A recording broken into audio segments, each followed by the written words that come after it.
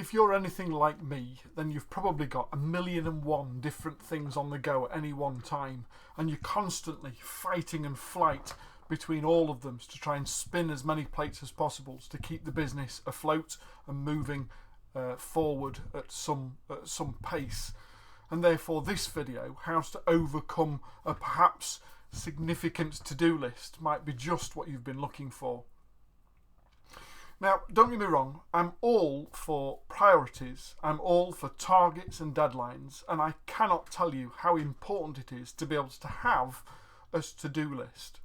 A strategic thing, a list of things to be able to keep your mind active and to jot down things as you notice them, to identify as to what needs to be done and what's still outstanding. I'm all for lists, but there is a point where the list becomes so significant that even looking at the list fills us with dread as we start to wonder as to where on earth do we even start to try and make any form of impact on said list.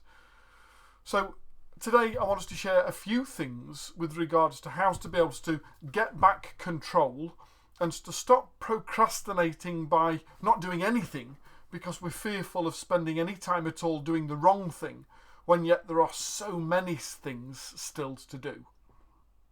So first of all, we need to understand a set of priorities that perhaps you've forgotten along the way. You are the most important thing in your business. Full stop, bar none. You. As the business owner, it is your responsibility to ensure that you are capable and able to be able to manage the business, and every single aspect within it is being managed to at least your satisfaction and certainly that of your customers and clients. And yet, why is it that when I look through people's diaries and calendars, don't get me wrong, I'm not some form of sneaky peek, I'm saying when people share their diary and calendar with me, so frequently do I lack seeing any allocated time for you. We don't block out time for us. We seem to find that the time, whatever's left, maybe at the end of the day, or if I've got 5 minutes spare between a coffee break and going home, that I'll quickly apply a little bit of CPD or continual professional development. Why is it that even though we are the most important person in our business, we give ourselves the least priority when it comes to time? So, first of all, the most important thing in a business is you and your business. And therefore, from tomorrow onwards, I want you to ensure that at minimum, that the first 60 minutes that you commit to business is committing to you and your business. I can almost guarantee that the majority of people watching this, the first thing that they do when they get up in the morning is either check emails or social media. They're either on the phone or on the laptop or on a tablet, and the first thing that they tend to do is to check in to see what's happened overnight, to see what they've missed. And invariably, that then tends to determine their next set of actions. Oh, I need to reply to so-and-so. It looks like so-and-so's tried to call me and I missed it. There are a whole thing is determined by somebody else's agenda. And it's not the way to do business. It's simply not the way to be able to grow you and your business. In actual fact, it's doing completely the opposite, because you are now applying time to support other people in the progression of them and their business at the expense of you progressing and growing your own. The first hour of every single day, and that's not Monday to Friday, that's every single day. The first hour should be spent on you and looking after you. Now, whether that's growing your business, whether that's implementing a marketing strategy or a sales plan or some form of promotion or whatever, or whether it's simply sat reading a book or reading a blog or listening to a vlog, logging into a course, catching up with the news, going for a walk, having a swim, having a healthy breakfast. It doesn't matter what it is, but it does matter that you put you first. That the first priority in every day is some designated time looking after you. Then when we do apply ourselves to the business, at least we can do so knowing that we are applying the best version of ourselves to the business. That we've already taken some time out to be able to give considerations to me in order that I can then apply 100% of me being 100% to be able to do so, to each and every task that I apply. Now we can start to look at the list. Now for that, I want to go to the end of the day next and talk about the last thing you do before you finish for the day. Now, that's not necessarily at 5 to 5 and lock off and switch off the lights and disappear home, because ironically, as a business owner, it doesn't tend to work like that. It tends to be 7, 8, 9, 10, 11 o'clock at night whilst we're still thinking of all the things that are still yet to be done. But the last thing you ought to be doing before you finish for the day, not necessarily physically but mentally, is 1, recording the things that you're most grateful for, the things that you've achieved, the reflection on the day, almost like a diary, to determine as to what have you achieved, so you can look back with a little bit of pride and see the benefit of the day that you've just spent, but also to ensure that tomorrow is fully planned. That by the time you wake up in the morning, tomorrow is full of things to do. That you're never waking up and then saying, right, what's next? We should always wake up, spend that hour looking after ourselves, and then go straight into a full day that's already planned and ready for us to be able to walk into. Now, don't get me wrong, unless you're an A&E brain surgeon or some form of life-saving surgeon, and the chances are that if you are, you might not be watching this, because this tends to be targeted at business owners rather than those working in the NHS. Unless you're some form of life-saving surgeon as such, there's a good chance that no one's going to die as a result of you being fully booked tomorrow. The earliest you should ever be available for any of your customers or clients is the day after tomorrow, because tomorrow should be fully planned. We should never have to be reactive to somebody else's requirements. It should always be proactive by them presenting to us the need for some help and support, and us determining as to when we are able to be able to plan out and block out that time to be able to apply ourselves to it. So first things first, you are the most important things to you and your business, so make sure that every single day the first thing that we do is allocate some time to you and your progression, be that personal or professional. And secondly, by the end of the day, that 1, we should be grateful or acknowledge the things that we've achieved today, and tomorrow should be fully planned. Now, there's 2 more things that I want to quickly share with you, and they're of equal importance. So let's get on with the first and talk about the 4 Ds of time management for entrepreneurs. Now, if you've been following us on blogs and the blogs from our website, www.mytruenorth.biz, you might have already read a few months ago now when we first wrote the article about time management for entrepreneurs. But I can't tell you as to how frequently I'm having to point people back towards that blog, because I'm still seeing so many business owners not applying that we've already previously taught and shared. The 4 Ds are simple, your way of being able to determine as to whether you should be sidetracked or distracted by everything and anything that comes onto your desk. Now, I can assume as a business owner that there are many things for you to do. The to-do list is probably 1.5 miles long by now, and you're already wondering as to whereabouts do I possibly start. And yet the chances are that if we apply the 4 Ds to the list, I'm going to very quickly shorten that list very effectively.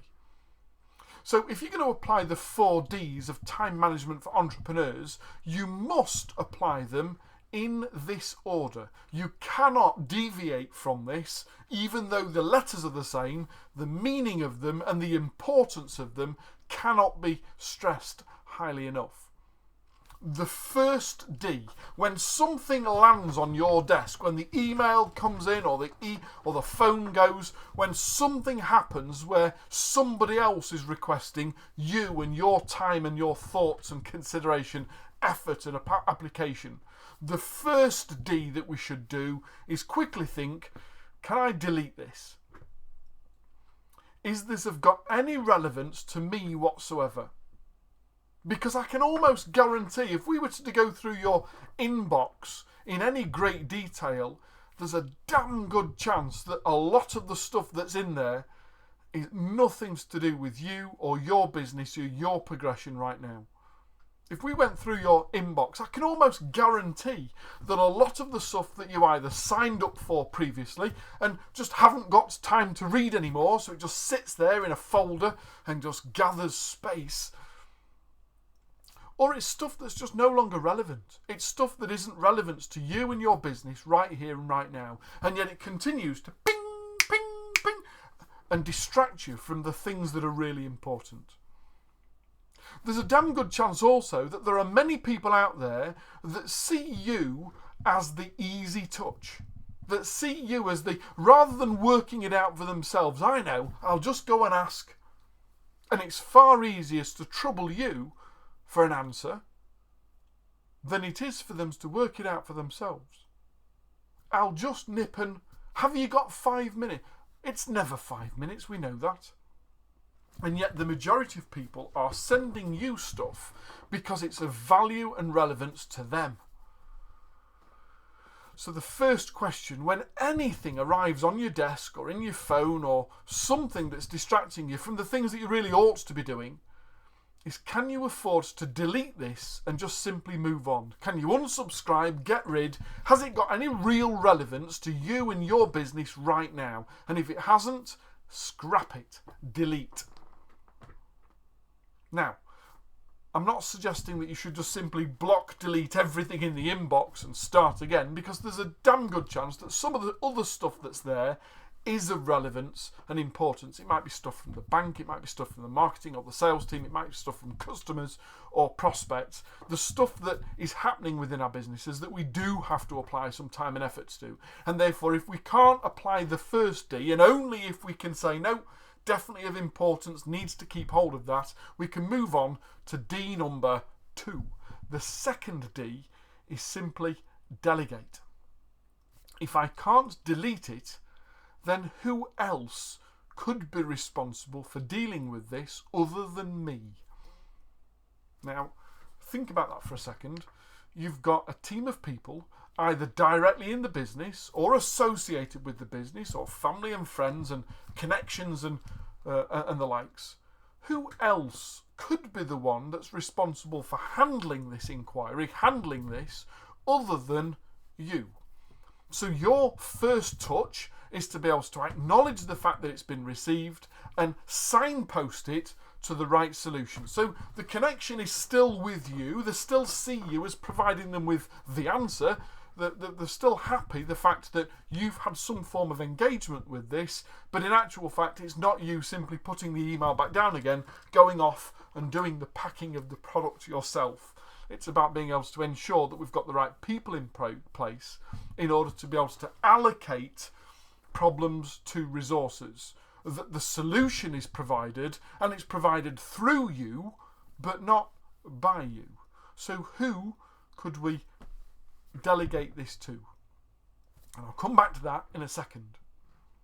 Now, it might be that some of the information that's come through, there isn't anybody else left to delegate it to. It might be that you haven't yet got the team in place and that the book stops with you. So if we can't delegate, and only if we can't delete, and only if we can't delegate, if it has to be done by you, then we move to D number 3. And that's defer. You see, there's a damn good chance that they've brought it to your attention because it's important to them to get done now. And yet, the moment that you start to jump to their tune, you've lost control of your own diary and of your own time. So just because it's highly important to them doesn't automatically mean that it's the highest priority to you right now. But I just need 5 minutes. Can you? Yes, not a problem. I'm more than happy to apply myself to be able to resolve this problem with you. However, I'm already fully booked today. The earliest I could possibly look at it is the day after tomorrow at 10:05. Would that work for you, or would we need to allocate it to somebody else? I can allocate it to somebody else today, but if you need my times to look at it, the earliest I could look at it is a day after tomorrow. So can we defer it so it goes back into our agenda, that we're in control of this and we can determine as to when it's going to get looked at, as opposed to being at the beck and call of other people? So the first D is delete, the second D is delegate, and the third D is simply to defer it to a time of our choice as opposed to being dictated to by somebody else. And only if we can't do D1 or D2 or D3 do we then move to D4 and get on and bloody well do it. Because we've already given due considerations to, is it relevant to me? Am I the right person to do it? Is this the right times to do it? And now we can apply ourselves knowing that those criteria are in place. Now, back to that to-do list for the other thing that's really, really important when we understand it. If we've just ended up with a long, long to-do list of all of the outstanding things that are left to do, every time we look at it with dread, with fear, in thinking, it doesn't really matter what I do, I'm not going to make any real impression on that such a large to-do list. I've got to be able to find a means of being able to circumnavigate it. I'll do something else instead. You see, the problem with just having a to-do list is the fact that the longer the list goes, we don't prioritise as to what needs to be done by when. And the only thing that works effectively in business is timelines and deadlines. Goals to be able to know what to do, and deadlines as to know when they have to be done by. So for everything on your to-do list, the next activity is to identify as to what are the things that have to be done, what are the things that needs to be done, and what are the things would you like to have done. How do we almost rag status or red, amber, green status the things that needs to be done, the outstanding list, to identify as to what are the top priorities right now, what are the things that we're going to do once we've completed all of the top priorities, and then what are the other things that we'd like to have in place, and if we get the times to be able to do so, then we'll add to it, but aren't essentials to being able to move the business from where it is to where it needs to be. Now, there's one last thing, and I want to quickly share this with you because it's really, really important, but it does sound a little bit profound. It was a number of years ago now, probably about 8 or 9 years ago now, in a previous business I had, where we were exhibiting at a big conference and exhibition, business exhibition. And whilst many people were giving away free pens and free cookies and little chocolates and the likes to try and win people's business cards so they can automatically add them to a mailing list and then bombard them with buy from me stuff, we didn't do that. We had a DL size, a triple fold A4 leaflet that we were inviting people to either buy from us or we were gifting it to them. And I'll explain that in a second. On the front page of it, it simply said, guaranteed to increase your productivity by a minimum of 20%. Guaranteed. And many people who walked past and saw that thought, do you know what? I wonder as to how much more impactful our business would be. I wonder how much more profit our business would be. I wonder as to how further forward our business would be if we were 20% more effective, guaranteed. And they went to pick up the leaflet. And I say, stop just there. need to have a quick conversation with you to determine as to whether you are right, to earn the right to learn what's in this leaflet. Quick question for you. If I could guarantee that the information within here, the methodology that we're about to teach you, would guaranteed to increase your turnover and guaranteed to increase your productivity and your profitability by a minimum of 20%, what might that information be worth to you? And then I paused.